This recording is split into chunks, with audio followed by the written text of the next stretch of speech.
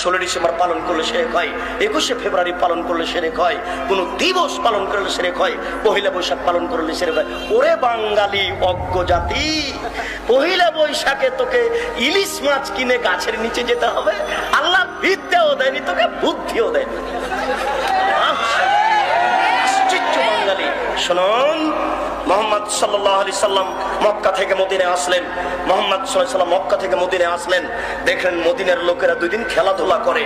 দেখলেন মদিনার লোকেরা 2 দিন খেলাধুলা করে। দেখলেন মদিনার লোকেরা 2 দিন খেলাধুলা করে।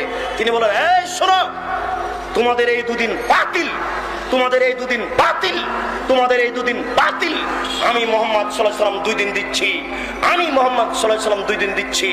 আনন্দ ফুর্তির একদিন হলো ঈদুল আজহা, আনন্দ ফুর্তির একদিন হলো ঈদুল ফিতর। মনে থাকবে না? আনন্দ ফুর্তির একদিন হলো ঈদুল আজহা আর একদিন হলো ঈদুল ফিতর। খাওয়া বেশি খান, দৌড়াদৌড়ি করেন, ফুর্তি করেন, তাসবিহ তাহলিল করেন, হালাল যত কাজ আছে সবকিছু করেন, আজকে করেন আনন্দ ফুর্তির।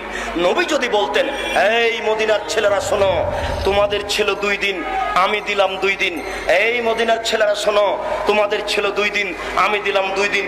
2 তুলে হয়ে 4।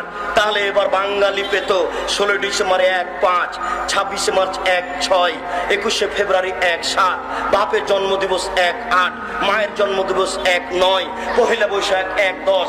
এইভাবে করতে করতে সারা বছর চলে যেত, পড়া লাগতো না। সব দিন যখন ছুটিতে চলে যেত তখন আর পড়া লাগতো না। যাতে কত বড় অজ্ঞ! আশ্চর্য। আল্লাহর নবী বলেছেন, এর ফলে ইলম বিদ্যা উঠে যাবে, ওয়ায়াকসুরাল জাহাল, মূর্খতা বেড়ে যাবে।